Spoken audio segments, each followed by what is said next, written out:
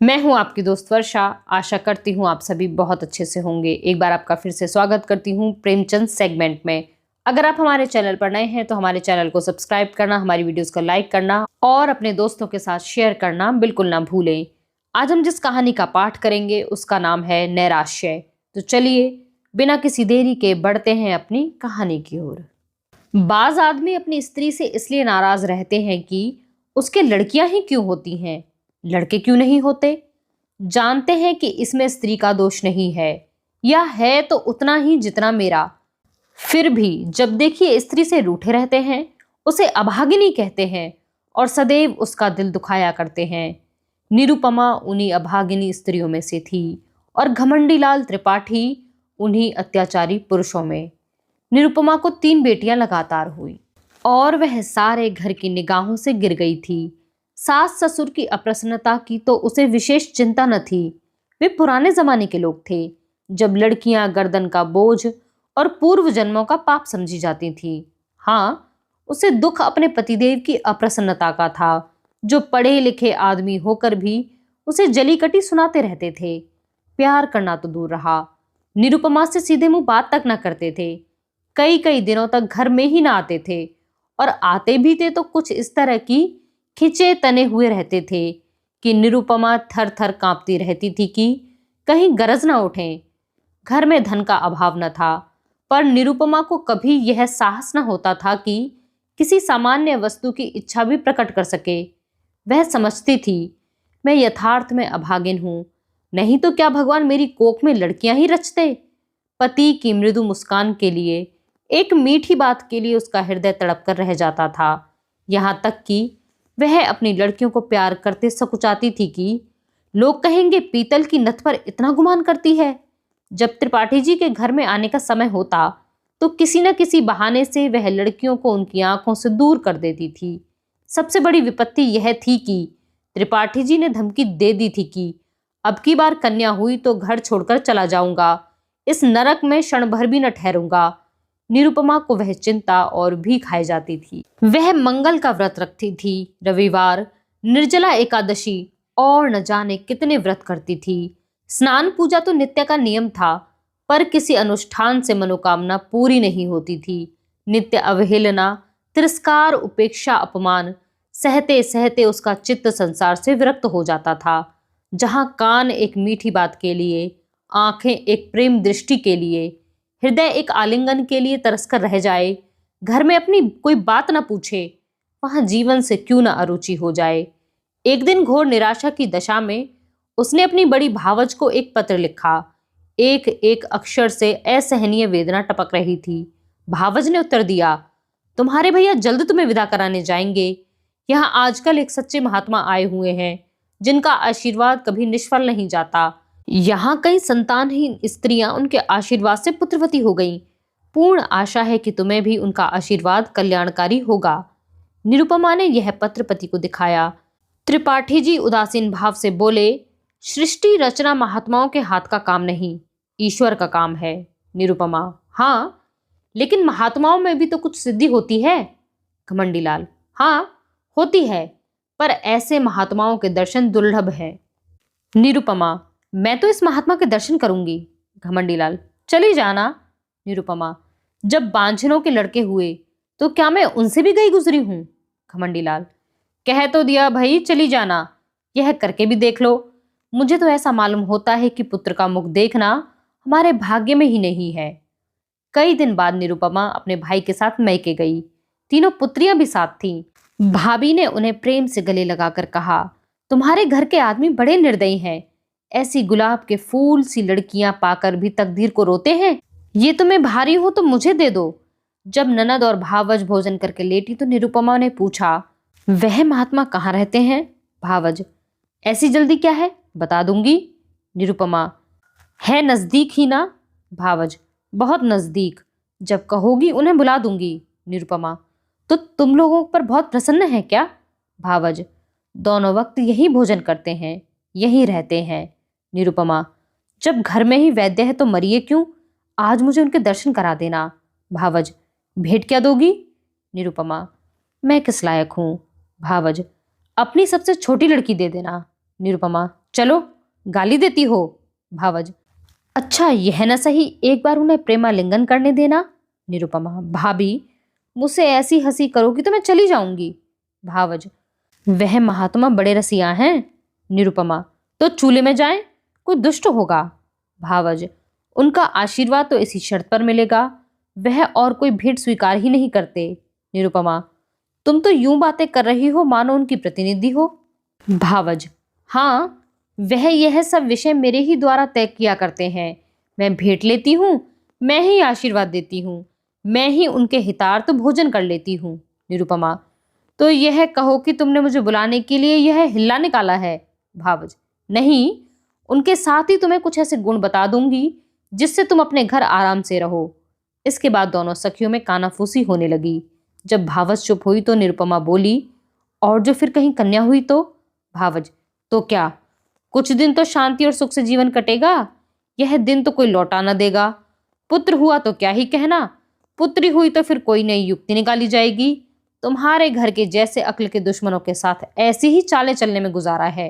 निरुपमा, मुझे तो संकोच मालूम होता है। भावज, त्रिपाठी जी को 2-4 दिन में पत्र लिख देना कि महात्मा जी के दर्शन हुए और उन्होंने मुझे वरदान दिया है।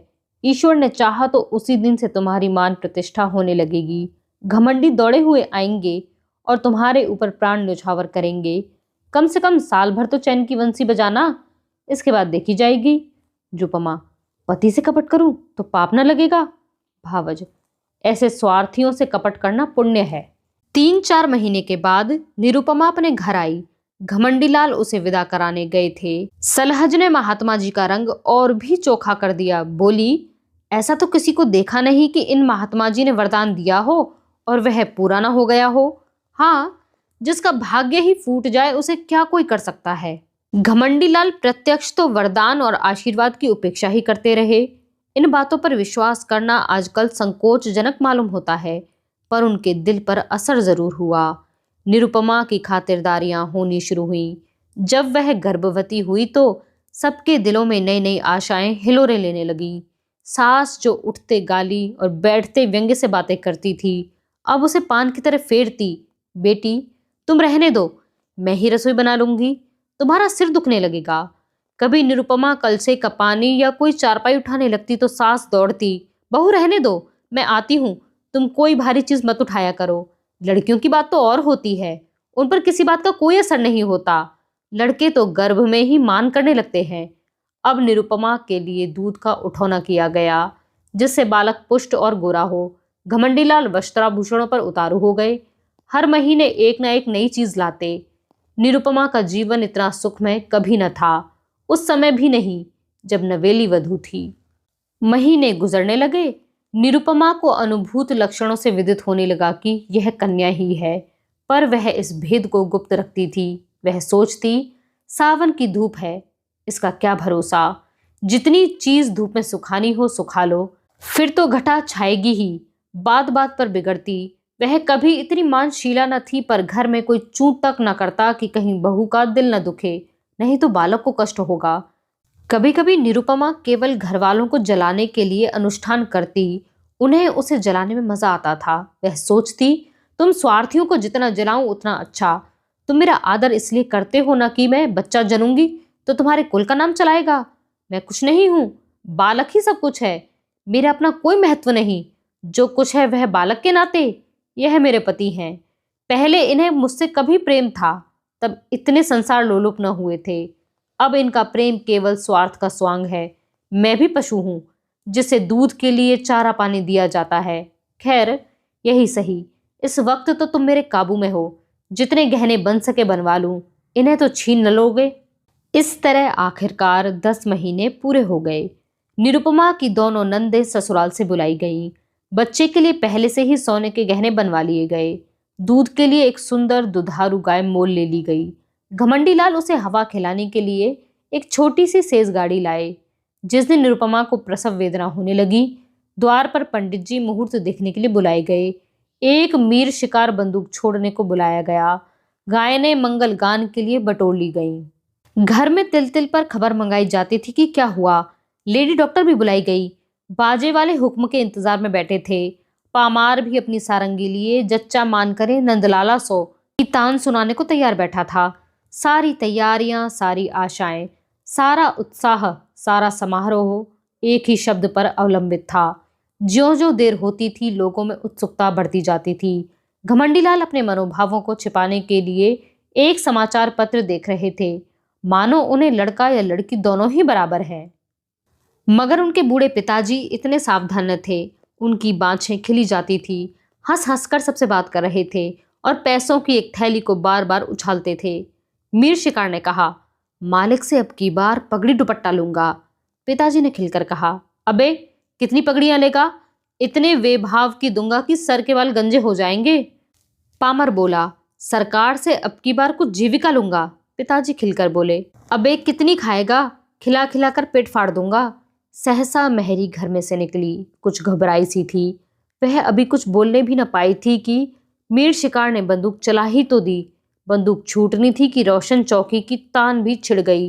पामर भी कमर कसकर नाचने को खड़ा हो गया। मेहरी बोली, अरे तुम सबके सब भंग खा गए हो क्या? मीर शिकार, क्या क्या हुआ है? मेहरी, हुआ क्या, लड़की ही तो फिर हुई है। पिताजी, लड़की हुई है? यह कहते कहते वह कमर थाम कर बैठ गए, मानो वज्र गिर पड़ा हो। घमंडीलाल कमरे से निकल आए और बोले, जाकर लेडी डॉक्टर से तो पूछ, अच्छी तरह देख ले, देखा ना सुना चल खड़ी हुई। मेहरी, बाबूजी, मैंने तो अपनी आंखों से देखा है। घमंडीलाल, कन्या ही है। पिताजी, हमारी तकदीर ही ऐसी है बेटा, जाओ रे सब के सब। तुम सभी के भाग्य में कुछ पाना नहीं लिखा था तो कहाँ से पाते? भाग जाओ। सैकड़ों रुपयों पर पानी फिर गया, सारी तैयारी मिट्टी में मिल गई। घमंडीलाल, इस महात्मा से पूछना चाहिए, मैं आज डाक से आकर इसकी खबर लेता हूँ। पिताजी, धूर्त है धूर्त। घमंडीलाल, मैं उसकी सारी धूर्तता निकाल दूंगा, मारे डंडों के खोपड़ी ना तोड़ दूं तो कहिएगा। चांडाल कहीं का, उसके कारण मेरे सैकड़ों रुपए पर पानी फिर गया। यह सेज गाड़ी, गाय पालना, सोने के गहने किसके सिर पटकूं? ऐसे ही उसने न जाने कितनों को ठगा होगा। एक दफा उसकी मरम्मत हो जाती तो सब ठीक हो जाता। पिताजी, बेटा उसका दोष नहीं है, अपने भाग्य का दोष है। घमंडीलाल, उसने क्यों कहा कि ऐसा नहीं होगा? औरतों से इस पाखंड के लिए कितने ही रुपए ऐंठे होंगे। वह सब उन्हें उगलना पड़ेगा, नहीं तो पुलिस में रपट कर दूंगा। कानून में पाखंड का भी तो दंड है। मैं पहले ही चौंका था कि हो ना हो पाखंडी है, लेकिन मेरी सलहज ने धोखा दिया, नहीं तो मैं ऐसे पाजियों के पंजे में कब आने वाला था। पिताजी, बेटा सब्र करो सब्र, ईश्वर को जो कुछ मंजूर था वह हुआ। लड़का लड़की दोनों ही ईश्वर की देन है, जहां तीन हैं वहां एक और सही। पिता और पुत्र में तो यही बातें होती रहीं। पामर, मीर शिकार आदि ने अपने अपने डंडे संभाले और अपनी राह चले। घर में मातम सा छा गया। लेडी डॉक्टर भी विदा हो गई। सौर में जच्चा और दाई के सिवा कोई न रहा। वृद्धा माता तो इतनी हताश हुई कि उसी वक्त अटवास खटवास लेकर पड़ गई। जब बच्चे की बरही हो गई तो घमंडीलाल स्त्री के पास गए और सरोष भाव से बोले, फिर लड़की हो गई? निरुपमा, क्या करूं, मेरा क्या बस चलता है। घमंडीलाल, उस पापी धूर्त ने बड़ा चकमा दिया। निरुपमा, अब क्या कहूं, मेरे भाग्य में ही ना होगा, नहीं तो वहां कितनी ही औरतें बाबाजी को दिन रात घेरे रहती थीं। वह किसी से कुछ लेते तो कहती कि धूर्त है, कसम ले लो, जो मैंने एक कौड़ी भी उन्हें दी हो। घमंडीलाल, उसने लिया या नहीं लिया, यहां तो दिवाला निकल गया। मालूम हो गया कि तकदीर में पुत्र नहीं लिखा है। कुल का नाम डूबना ही है तो क्या आज डूबा, क्या 10 बरस बाद डूबा। अब कहीं चला जाऊंगा, गृहस्थी में कौन सा सुख रखा है। वे बहुत देर तक खड़े खड़े अपने भाग्य को रोते रहे, पर निरुपमा ने सिर तक न उठाया। निरुपमा के सिर वही विपत्ति फिर से आ पड़ी। फिर वही ताने, वही अपमान, वही अनादर, वही छींचा लेदर। किसी को चिंता न रहती कि खाती पीती है या नहीं, अच्छी है या बीमार, दुखी है या सुखी। घमंडीलाल यद्यपि कहीं न गए, पर निरुपमा को यह धमकी प्राय नित्य ही मिलती रहती थी। कई महीने यूं ही गुजर गए तो निरुपमा ने फिर भावज को लिखा कि तुमने मुझे और भी विपत्ति में डाल दिया, इससे तो पहले ही भली थी। अब तो कोई बात भी नहीं पूछता कि मरती है या जीती है। अगर यही दशा रही तो स्वामी जी चाहे संन्यास लें या ना लें, लेकिन मैं संसार को अवश्य त्याग दूंगी। भाभी यह पत्र पाकर परिस्थिति समझ गई। अब की बार उसने निरुपमा को बुलाया नहीं।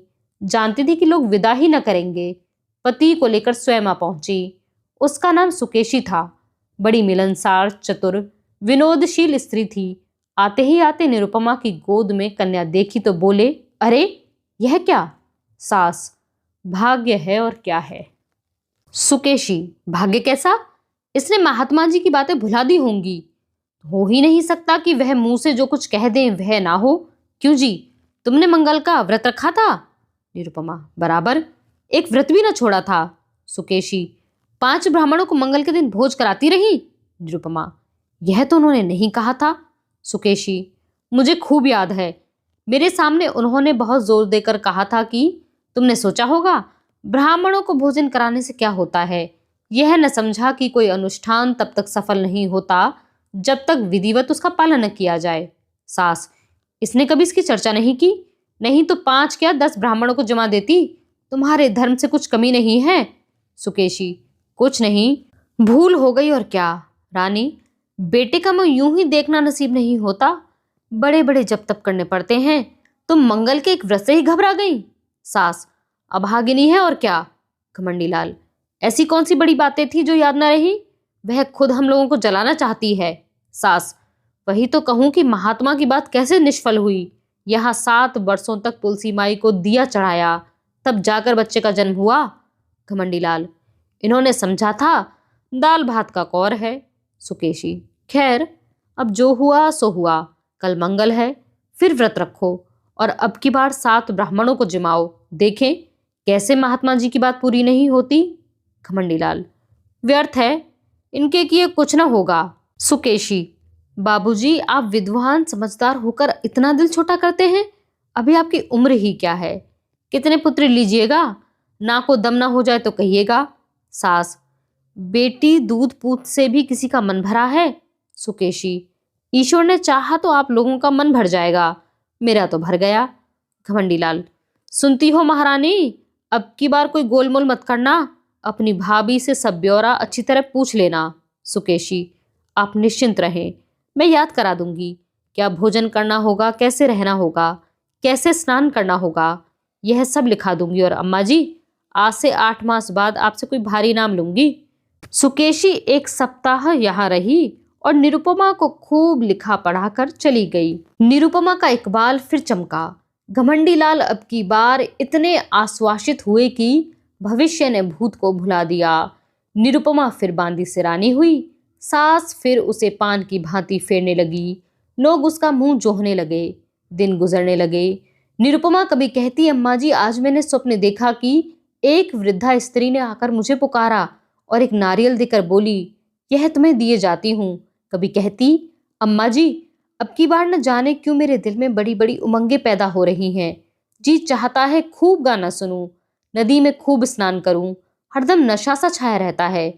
सास सुनकर मुस्कुराती और कहती, बहू, ये शुभ लक्षण हैं।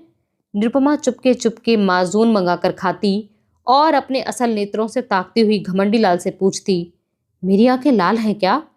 घमंडी लाल खुश होकर कहते, मालूम होता है नशा चढ़ा हुआ है, ये शुभ लक्षण हैं। निरुपमा को सुगंधों से कभी इतना प्रेम न था। फूलों के गजरों पर अब वह जान देती थी। घमंडी लाल अब नित्य सोते समय उसे महाभारत की वीर कथाएं पढ़कर सुनाते, कभी गुरु गोविंद सिंह की कीर्ति का वर्णन करते। अभिमन्यु की कथा से निरुपमा को बड़ा प्रेम था। पिता अपने आने वाले पुत्र को वीर संस्कारों से परिपूरित कर देना चाहता था। एक दिन निरुपमा ने पति से कहा, नाम क्या रखोगे? घमंडी लाल, यह तो तुमने खूब सोचा, मुझे तो उसका ध्यान ही न रहा था। ऐसा नाम होना चाहिए जिससे शौर्य और तेज टपके। सोचो कोई नाम। दोनों प्राणी नामों की व्याख्या करने लगे। जोरावर लाल से लेकर हरिश्चंद्र तक सभी नाम गिनाए गए, पर उस असामान्य बालक के लिए कोई नाम न मिला। अंत में पति ने कहा, तेग बहादुर कैसा नाम है? निरुपमा, बस बस, यही नाम मुझे पसंद है। घमंडी लाल, नाम तो बढ़िया है, तेग बहादुर की कीर्ति सुन ही चुकी हो, नाम का आदमी पर बड़ा असर होता है। निरुपमा, नाम ही तो सब कुछ है। दमड़ी, छकौड़ी, घुरहू, कतवारू, जिसके नाम देखे उसे भी यथानाम तथा गुण ही पाया। हमारे बच्चे का नाम होगा तेग बहादुर। प्रसव काल आ पहुंचा। निरुपमा को मालूम था कि क्या होने वाला है। लेकिन बाहर मंगलाचरण का पूरा सामान था। इस बार किसी को लेश मात्र भी संदेह न था। नाच गाने का प्रबंध भी किया गया था। एक शामियाना खड़ा किया गया था और मित्रगण उसमें बैठे खुश गप्पियां कर रहे थे। हलवाई कढ़ा से पूरियां और मिठाइयां निकाल रहा था। कई बोरे अनाज के रखे हुए थे कि शुभ समाचार पाते ही भिक्षुओं को बांटे जाए। एक क्षण का भी विलंब ना हो, इसलिए बोरों के मुंह खोल दिए गए थे। लेकिन निरुपमा का दिल प्रतिक्षण बैठा जाता था। अब क्या होगा? 3 साल किस तरह कौशल से मजे के साथ कट गए, लेकिन अब विपत्ति सिर पर मंडरा रही है। हाय, कितनी परवशता है! निरपराध होने पर भी यह दंड। अगर भगवान की इच्छा होती कि मेरे गर्भ से कोई पुत्र जन्म न ले तो इसमें मेरा क्या दोष है? लेकिन कौन सुनता है? मैं ही अभागिनी हूं, मैं ही त्याज्य हूं, मैं ही कलमुही हूं। इसलिए ना कि मैं परवश हूं। क्या होगा? अभी एक क्षण में यह सारा आनंद उत्सव शोक में डूब जाएगा। मुझ पर बौछारें पड़ने लगेंगी। भीतर से बाहर तक सभी मुझी को कोसेंगे। सास ससुर का भय नहीं, लेकिन स्वामी जी शायद फिर मुंह न देखें, शायद निराश होकर घर बार त्याग दें। चारों तरफ अमंगल ही अमंगल है। मैं अपने घर की, अपनी संतान की दुर्दशा देखने के लिए क्यों जीवित हूँ? कौशल बहुत हो चुका, अब उससे कोई आशा नहीं। मेरे दिल में कैसे कैसे अरमान थे। अपनी प्यारी बच्चियों का लालन पालन करती, उन्हें ब्याहती, उनके बच्चों को देकर सुखी होती, पर यह सब अरमान खाक में मिल जाते हैं। भगवान, तुम ही अब इनके पिता हो, तुम ही इनके रक्षक हो। मैं तो अब जाती हूँ। लेडी डॉक्टर ने कहा। वेल, फिर लड़की है। भीतर बाहर कोहराम मच गया। घमंडी लाल ने कहा, जहन्नुम में जाए ऐसी जिंदगी मौत भी नहीं आ जाती। उनके पिता भी बोले, अभागिनी है, वज्र अभागिनी। भिक्षुओं ने कहा, रो अपनी तकदीर को, हम कोई दूसरा द्वार देखते हैं। अभी यह शोकोद्गार न होने पाया था कि लेडी डॉक्टर ने कहा, माँ का हाल अच्छा नहीं है, वह अब नहीं बच सकती, उसका दिल बंद हो गया है। आज की यह कहानी यहीं पर समाप्त होती है। आप हमें कमेंट बॉक्स में लिखकर यह ज़रूर बताएं कि क्या आज भी हमारे समाज में लड़के और लड़कियों में यह भेद देखने को मिलता है या नहीं। हमारे साथ इस सफ़र में बने रहने के लिए आप सभी का बहुत शुक्रिया।